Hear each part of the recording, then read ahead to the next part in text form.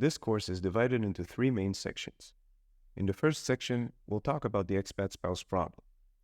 We'll review what common characteristics we have as expat spouses, as people who go through a similar experience in life.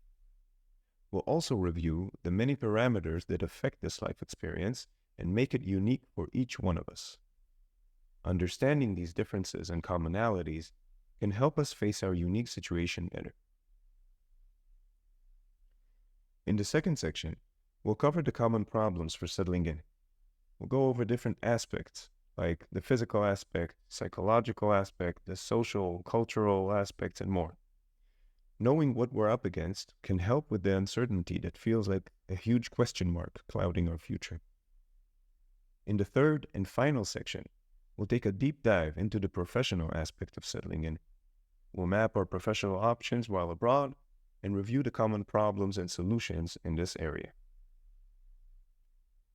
I hope you'll find this course to be of valuable help in a time of need. There's no reason for any of us to handle these big issues all by ourselves. We are not alone.